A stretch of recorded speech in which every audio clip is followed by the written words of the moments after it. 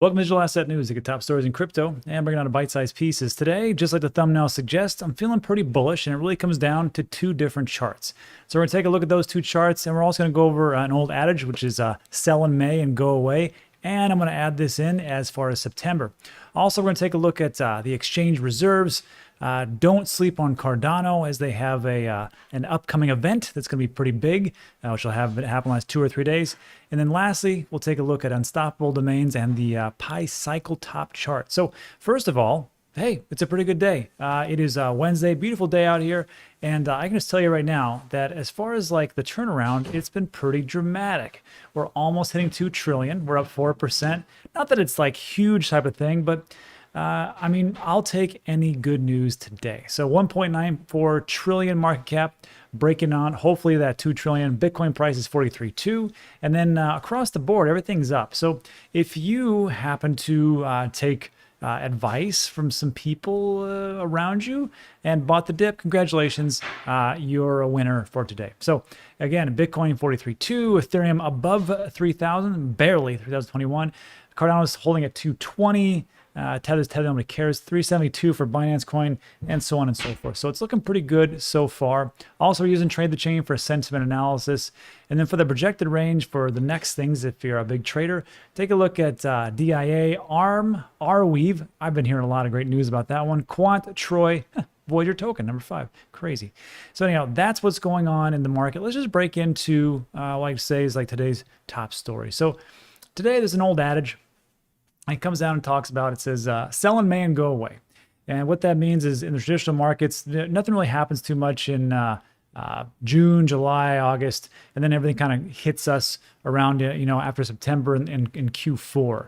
And that is kind of holding true right now for this year. And there was this chart that I was privy to. I think I saw it on George's channel first. And it was pretty interesting as far as like what is going on. Let me move this up just a little bit so we can all see it. Right, there we are. And what we're looking at right here is the Bitcoin monthly returns. And the thing that I really want you to notice right now is, well, September, essentially. And if we can take a look at September, it doesn't look that great. I mean, we're looking at, if you're looking at the last 8 years, 1, 2, 3, 4, 5, 6, 7, 8, 9, 9 years, you see that September is a pretty awful month, just like what everybody's been talking about for the longest of times. Only 2 years. This was in, what is this? 2014, 2015, was it positive? But then I want you to notice something else. October, November, and even December. See how great October is? It's only had 2 down months in the last 9 years as far as the Bitcoin price. Then November, even better, pretty darn good. And these are like stellar returns, 449% back in the day, 12%, 53%, 42%. Now again, past performance does not indicate what could potentially happen in the present or the future. So just take that with a grain of salt. But in all honesty, I've always felt that things could really happen in Q4. However, I'd like you to take a note. I want to bring you back over here. And this is, I want you to take a look at January, February, and not really March. March is kind of a bad month. It's mostly red. But you see January? Usually, January is not a great month traditionally for Bitcoin. I mean, there's a lot of talk about elongated cycles. So if we say, okay, well, January might not be great, so maybe we do some bumps and bruises and whatnot. Maybe in February, and in February again, only 2 down months. And then March, maybe not, who knows. But again, I think that just looking at this in the past looks pretty darn good, which leads me to my next point. So that is the first chart that has been pretty bullish.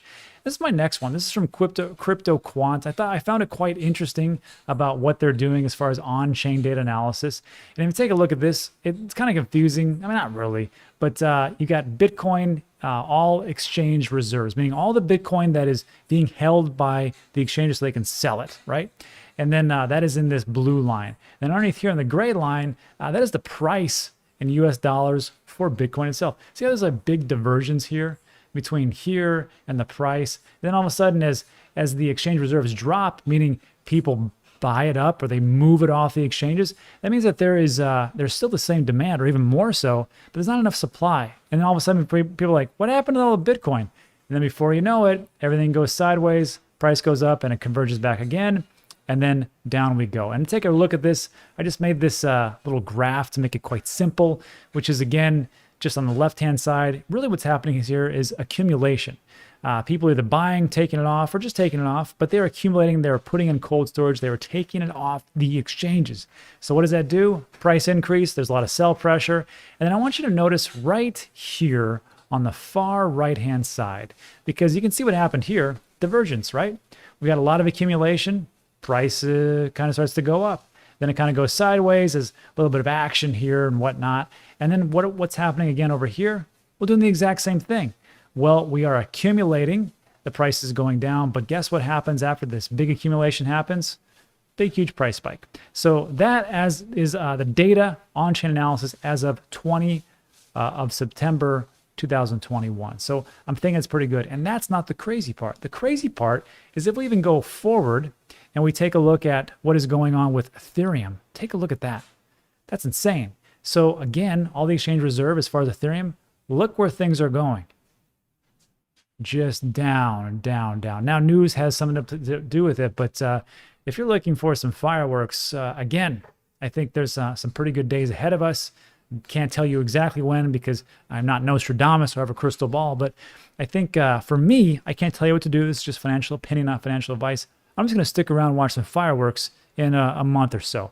And that's what we have in that section. And then lastly, I just want to bring up one little piece here, which is called the Pi Cycle Top. And what this is it's something I talked about before, and I haven't really given much attention as much as I should, but I'd like you to start tracking it about what's going on. So what is this? Well, first of all, this is a pretty good indicator. The Pi Cycle Top indicator has historically been effective in picking up the timing of market cycle highs to within 3 days. It's pretty good. Pi Cycle Top is used to indicate when the market is very overheated, so overheated that the shorter term moving average, which is the 111-day moving average, which not too many people talk about, has reached a ×2 or x2 multiple of the 350-day moving average. Historically, it has proved advantageous to sell Bitcoin at this time in Bitcoin's price cycle. So again, let's take a look at just how accurate it is and how many times it actually has been gone as far as the data itself. So if we take a look over here, so again, the down here, the 111-day moving average is this in orange right here. And then the price of the 350-day moving average is in green right here. So when these cross, when this crosses over, orange over to green, that's when everything is overheated. So how many times has this happened? Well, here's the price in dark blue, navy blue, what do you want to call it? This was in 2013, okay? And this is when it actually crossed over. And guess what happened? Boom, went down, and it just dropped like a rock. And then not too much happened. Maybe you want to accumulate a little more. And then over here, look what happened. It hit a top, and it crossed over, and then it started to just wane and go all the way down. Let's move over. That's only 2 times, and it's only in 2013, as a matter of fact. So here is the third time. The third time this happened, it happened on, oh, look at that. That is right around 18th December 2017. And here's the price up here, 18,000, oh, 19,000, pretty much the top of Bitcoin in 2017. That's pretty good. And then it hasn't happened again until right around here, which was 15th of April or so, when Bitcoin hit 63,215 and it crossed over, and here it is.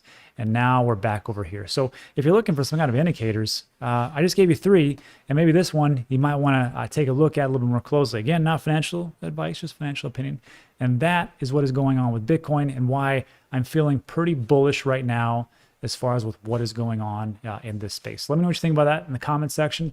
And let's finish up with a couple of things of, let's not sleep on Cardano, shall we? So news moves the markets sometimes, not all the time. But there's a pretty good information of a summit coming out as far as the Cardano Summit 2021.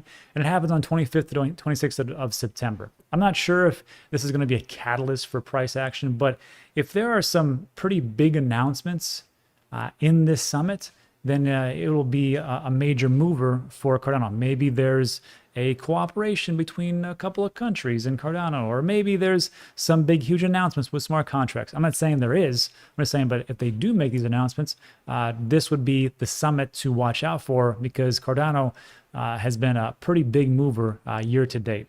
And what we've got here, as far as like what is going on itself, you take a look. It's crazy. It's like it's an in-person and a virtual. They got 7 virtual worlds to explore. Avatars let you talk to community members from around the world. That's pretty crazy. Exclusive videos from keynotes to major news announcements, updates and interviews on community showcases, limited edition NFTs to collect. And yes, NFTs are already live on Cardano. The summit is for 2 days. The content is in 8-hour blocks, and it's repeated 3 times in a single day, so different time zones can experience all the news. So that's pretty good for everybody in Europe and Australia and the Asian countries. So go right there. And then again, 7 worlds to explore, free to talk. And this is already sold out. But if you want to attend virtually, you can't go there in person. I mean, you can, but you got to jump through some hoops. Just go to summit.cardano.org. Put your full name and email, and they'll give you a link, and you can watch all the stuff that's there, and even the I think the replays as well. So I will link that in the description. You can check that out, and that is what is going on as far as like with Cardano. Don't sleep on it. Oh, and also there's one more thing I want to talk about, which was GitHub. So I know people give Cardano a bad rap because like no one's building on it. There's not really much going on. Well, there's this thing called Proof of GitHub, which it just kind of just gives you an update about how much activity is going on. Not that this is like the end-all be-all type of information about like, oh, they're doing this stuff. It's just the amount of work that's being done. And I would assume they're doing a ton of work right now because the summit is coming up. But if you take a look at this, it's, you know, like, hey, as far as like all the projects, GitHub development activity, you got Cardano's number 1, Kusama, Polkadot, Gnosis, Status, Ethereum number 6, Solana number 7, Chainlink number 8, and the new darling of the block, Cosmos. So there is some activity going on. Smart contracts are happening, and then of course, if you're Mike Novogratz, nobody he knows works on Cardano. All right, so sure, whatever. And then also, my friend James goes, maybe you should tag Charles. I'm like, James, at Advanced Answers, I think Charles already knows what's going on. So that is what is happening as far as like for Cardano. And I think there's better things ahead. So let me know what you think about that in the comment section. And lastly, just want to finish up with Unstoppable Domains. So if you don't know, Unstoppable Domains is where you can register your non-fungible token, your NFT site. You can actually purchase your site, your name, your whatever else. And to me, there's 2 things. Like I purchased my name .crypto.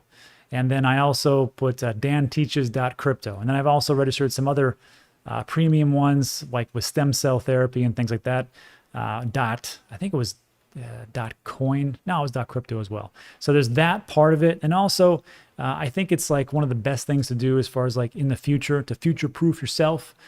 Because, you know, as time goes on, I'll just show you the graphic itself. This is what I think is going to happen. When you have like a crypto address, so instead of like going, hey, what's your address so I can send you some Bitcoin? Oh, it's 0, whatever. You can just say, hey, it's rob.smith. And then they can just send it to you. And that's essentially your crypto address. So there's that part. And also their big announcement is that Trust Wallet is the first wallet to fully integrate all 10 of our domain endings, because you can get a domain of .crypto, .zil, .coin, .wallet, blah, blah, blah, everything around there. And the big knock on this is that like I would like to build a website. Unfortunately, with Unstoppable Domains for these NFTs, I can do this, and if you are using a Brave browser, you can go right to my website, right? danteaches.crypto. If you use an Opera, you can go right to my website. But if you're using Chrome, Firefox, or Edge, I guess that's Microsoft's thing. I don't even know what that is. Then you can use, I know it's Microsoft, sorry. You can use your NFT and you can build your website. But for these right here, these 3, you have to have a extension. So you have to download this thing from Chrome and Firefox and work it, which kind of sucks. So there's some big things around the corner, and I'm not privy to all the information, but I know that there's a bunch of big announcements coming up. That's all I really know. So it might behoove you to take a look and maybe get your name or something like that to purchase as far as an NFT types of things. And also remember, there's no renewal fees. It's like a one and done type of thing, unlike me where I have to pay my domain every damn year, but whatever. And that's what's going on. So look, links in the description if you want to use that for Unstoppable Domains, goes to the right place and all that good stuff. But that is it for today. So look, if you stuck with me all the way to the end, I first want to say thanks so much. I appreciate it. If you like this video, give it a thumbs up, give it a like. Also consider subscribing. Everything we talk about is time sensitive, and that'll do it. So thanks so much for watching. I appreciate it, and I'll see you on the next one.